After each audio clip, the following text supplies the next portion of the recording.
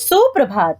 आज मैं नीरज सनसनवाल आप सबके समक्ष बहुत महत्वपूर्ण विषय को लेकर उपस्थित हुई हूँ, जिसका नाम है पोर्टफोलियो। बच्चों, यदि पाना चाहते हो अच्छे अंक तो जुड़िए हमारे संग। आप सभी को पोर्टफोलियो बनाने के लिए कक्षा के अंतर्गत आपके अध्यापक या अध्यापिका बताते होंगे, जिसके अंतर्गत अध्यापिका द्वारा आपको अंक वितरित किए जाते हैं। आखिर पोर्टफोलियो होता क्या है, यह मैं आपको बताना चाहूंगी। पोर्टफोलियो का अर्थ होता है फाइल, बस्ता या पेटिका, जिसके अंतर्गत कक्षा में कराई गई समस्त गतिविधियों के उत्तम प्रयासों को संग्रहित करके सुरक्षित रखा जाता है। हर एक क्षेत्र में पोर्टफोलियो की अहम भूमिका होती है। एक पोर्टफोलियो मूल्यांकन एक शिक्षार्थी को अपनी शिक्षा को प्रतिबिंबित करने और आत्म मूल्यांकन करने, उन अवधारणाओं की गहन समझ तैयार करने का अवसर प्रदान करता है जो वे एक सरल सतह स्पष्टीकरण से परे जी रहे हैं। जैसा कि आप सब जानते हैं कि first impression is last impression. यह अंग्रेजी की उक्ति शिक्षा की पृष्ठभूमि पर पोर्टफोलियो पर खरी उतरती है। प्रत्येक छात्र विलक्षण व्यक्तित्व का होता है। प्रत्येक छात्र अपने रचनात्मक कौशल के साथ अपना पोर्टफोलियो का निर्माण करता है। बच्चों, अब मैं आगे आपको पोर्टफोलियो में क्या गुण विद्यमान होने चाहिए उनसे परिचित कराना चाहती हूँ। आपका पोर्टफोलियो आकर्षक, रचनात्मक कौशल, कलात्मक, बौद्धिक, रोचकता और चित्रात्मकता के गुणों से युक्त होना चाहिए। चलिए, अब मैं आपको अपने छात्रों के द्वारा बनाए गए पोर्टफोलियो से परिचित कराती हूँ, जिससे आपको पोर्टफोलियो बनाने में बहुत सहायता प्राप्त होगी। ये सब मेरे विद्यार्थियों के द्वारा बनाए गए पोर्टफोलियो हैं। सबसे पहला आपका ये कवर पेज का फोटो मैंने यहाँ पर लगाया है कोलाज के माध्यम से।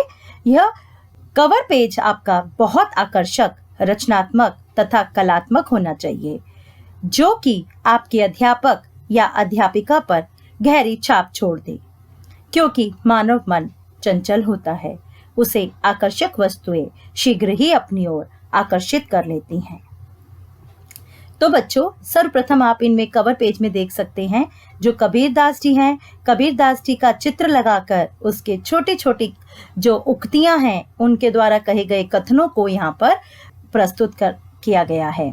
फिर आप आगे आइए, दूसरी ऑरेंज कलर की फाइल में इसमें तुलसीदास का चित्र लगाया हुआ है नीचे, और कितनी कलात्मकता के साथ इसे यहाँ पर सजाया गया है, और चित्र भी बड़ा ही सुंदर दृष्टिगत हो रहा है। तुलसीदास जी का जीवन परिचय यहाँ पर फर्स्ट उसमें लिख दिया। ऐसा लग रहा है कि जैसे क्या नाम है, स्टेयर से बना दी हूँ। उनकी पत्नी का नाम लिख दिया, उनके द्वारा लिखी गई पुस्तकों, काव्यों के बारे में लिख दिया। ये सब इतने अच्छी रोच से सजा दिया गया है। इस फाइल को बहुत ही सुंदर तरीके से सजाया गया। फिर दोबारा से तुलसीदास जी का जीवन परिचय दिया गया, उसमें उनका जन्म, मृत्यु और उनको एक सुंदर तरीके से यहाँ पर लिखा गया है। तीसरी फाइल भी तुलसीदास जी की है। तुलसीदास जी का चित्र लगाकर उसके चारों तरफ एक बॉर्डर निर्माण कर दिया। बॉर्डर से उसमें कलात्मकता और जीवन परिचय से उसमें रोचकता आ गई है। तो इसे ध्यानपूर्वक देखकर आप इसे भी अपनी फाइल का कवर पेज बना सकते हैं। यहाँ पर छोटे, ये भी अलग तरीके से तुलसीदास जी का जीवन परिचय को यहाँ पर अलग अलग उक्तियों के माध्यम से सजाया है। फिर आइए आप दोबारा से यहाँ तुलसीदास जी, फिर यहाँ पर ये दे रखा है रहीमदास जी के बारे में। आप रहीमदास जी के जीवन परिचय को यहाँ लिख सकते हैं। फिर कुछ भी कलात्मकता या रचनात्मक कार्य क्रियाकलापों के माध्यम से वहाँ पर उसे प्रदर्शित कर सकते हैं। कहीं पर आप छोटी छोटी किताबें बनाकर, पुस्तकें बनाकर उसके अंदर भी लिख सकते हैं। और इवन आप तो ये जो पेड़ यहाँ पर दिखा रखा है येलो कलर का, इसके अंदर भी ये रहीम खान के उसमें जो फ्लावर्स बनाए हुए हैं, इनके अंदर भी आप अपनी जो भी पुस्तकें रहीमदास जी ने लिखी या उनकी जो भी चीज वस्तुएं आप लिखना चाहते हैं वो भी इसमें लिख सकते हैं। नेक्स्ट जो फाइल है उसमें आप देखेंगे उसमें समस्त भक्ति काल के कवियों को प्रस्तुत किया गया। कबीरदास, उनका जन्म और मृत्यु बता दिया गया, उनकी चित्र लगाकर प्रस्तुत किया गया है। कृष्णदास जी का भी जन्म, मृत्यु और चित्र लगाया गया है। तुलसीदास जी के भी जन्म और मृत्यु के बारे में यहाँ लिखा गया और चित्र लगाया गया। मीराबाई के जन्म और मृत्यु के बारे में भी यहाँ लिखा गया और चित्र बनाया गया है। इस तरह से बच्चों, आपका जो कवर पेज है वो बहुत ही आकर्षक और रोचक होना अनिवार्य है, तभी आपको अच्छे अंक प्राप्त होंगे। अपने एक छात्रा के द्वारा बनाई गई पोर्टफोलियो की फाइल आपको दिखाने जा रही हूँ। जैसा कि मैंने आपको पहले भी बताया कि कवर पेज बहुत ही आकर्षक होना चाहिए। सबसे पहले कवर पेज आपका महत्वपूर्ण अंग है जो बहुत ही आकर्षक होना चाहिए, और ये बहुत महत्वपूर्ण बात है कि जो कवर पेज आप बनाएंगे वो कवर पेज आपके अध्यापक या अध्यापिका द्वारा दिए गए विषयों में से ही होना चाहिए, तभी आपका जो पोर्टफोलियो है वो बहुत ही आकर्षक और उसके साथ जुड़ा हुआ प्रतीत होगा। दूसरा पेज जो होगा वो आपका होगा, उसमें आप अपना नाम लिखेंगे, जैसे कि मेरी छात्रा ने लिखा है काव्यांशी गुप्ता 10D हिंदी। फिर आगे विषय सूची। विषय सूची के अंदर आपने क्या क्या बनाया? सबसे पहले तुलसीदास जी का जीवन परिचय, फिर सनकी राजा की कहानी, फिर नगर निगम के कार्य। अब मैंने अपनी कक्षा में एक नवाबी सनक के ऊपर एक कहानी दी थी कि सभी बच्चे उस पर अलग अलग कहानियां ढूंढकर लिखेंगे। तो इस काव्यांशी ने लिखी है सनकी राजा की कहानी। फिर जो तीसरा हमारा था वो था भारत में नगर निगम के कार्य।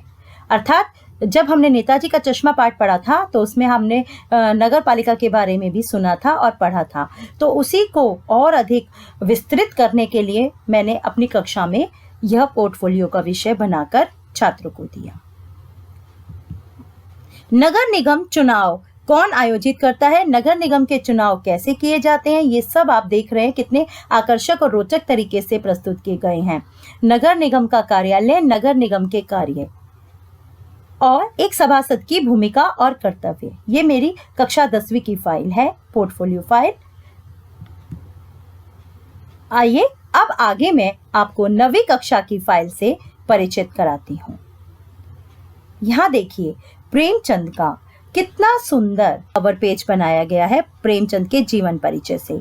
यहाँ इस छात्रा की रचनात्मकता, चित्रात्मकता और कलात्मकता का समन्वय दृष्टिगत हो रहा है।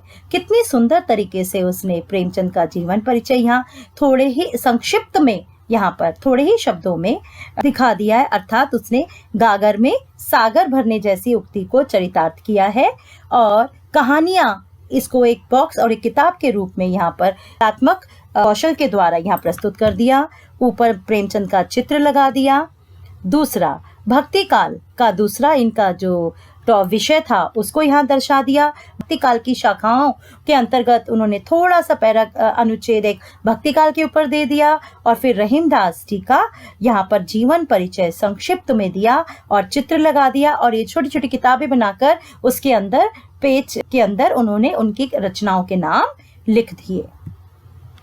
फिर तीसरे पेज में उन्होंने रहीम के दोहे और 5 दोहे जो बहुत ही अच्छे उनको लगे होंगे वो उन्होंने यहाँ पर दिखा दिया। रहीमन धागा प्रेम का मत तोड़ो चटकाए, टूटे से फिर ना मिले, मिले गांठ परी जाए। तो इस तरह के 5 ये दोहे इन्होंने इसमें लिख दिए हैं। फिर आगे तीसरा जो हमारा था इस जल प्रलय पर आधारित बाढ़ का दृश्य था, जिसमें इसमें छात्रा ने बहुत ही बड़े सुंदर ढंग से यह प्रस्तुत करने की कोशिश की है कि प्राकृतिक आपदाएं आने पर मनुष्य को किन किन परिस्थितियों से गुजरना पड़ता है या सामना करना पड़ता है, उसी को यहाँ छात्रा ने बड़ी कलात्मकता तथा चित्रात्मकता के द्वारा यहाँ उसे यह सुंदर प्रयास किया है। चलिए बच्चों, अब फाइल है जो 9वीं कक्षा की है। यहाँ पर भी भक्ति काल के किसी कवि के बारे में मैंने बोला था कि आप लिखिए, तो इस छात्रा ने बड़ी कौशल के साथ और रचनात्मक कौशल के साथ यहाँ पर इस कवर पेज को बनाया है। इसने चित्र की सहायता से इसे और भी आकर्षक बना दिया है और मीराबाई का संक्षिप्त परिचय भी बड़ी ही सुंदरता के साथ, स्वच्छता के साथ यहाँ दिखाया है। फिर विषय क्रम, उसके अंदर आपको जो आपको 3 विषय दिए गए हैं उसका यहाँ पर आपको लिखित अभिव्यक्ति करना जरूरी है। मेरी पहली रेल यात्रा वृतांत, रामचरितमानस के पात्रों के बीच सचित्र संवाद, भक्ति काल के सगुण भक्ति शाखा के कवि का जीवन परिचय, जो कि आप फर्स्ट देख चुके हैं मीराबाई जी का। अब आप मेरी पहली रेल यात्रा वृतांत में देखें कि किस तरह से मेरी इस छात्रा ने एक अपनी रेल यात्रा का वर्णन यहाँ पर किया है और कितनी सुंदर चित्रात्मकता यहाँ पर दिखाई है। एक प्लेटफॉर्म का दृश्य उसने यहाँ पर इंगित कर दिया है, चित्रित किया गया है। और फिर आगे लास्ट में उन्होंने सीता राम संवाद के राम और सीता के बीच संवाद दिखाया है और इस तरह से यह फाइल भी बहुत ही सुंदर और रोचकता लिए हुए है। नेक्स्ट फाइल एक और फाइल है जो मेरी 10वीं कक्षा के बच्चों ने बनाई है, जिसमें सबसे अच्छा ये भी एक कवर पेज बनाया गया है। सूरदास जी का जीवन परिचय ना लिखकर इस बार बच्चे ने उनके पदों को यहाँ पर लिख दिया है। ऊधो तुम हो अति बड़भागी, मन की मन ही मांझ रही, हमारे हरिहारिल की लकड़ी, हरी है राजनीति पड़ी आए। और यहाँ पर कितने सुंदर तरीके से उन्होंने उसका चित्र लगा दिया और मोर पंख लगाकर कृष्ण की भक्ति का यहाँ पर संकेत कर दिया। नाम आप लिखेंगे राधिका जैन, तंत ए हिंदी।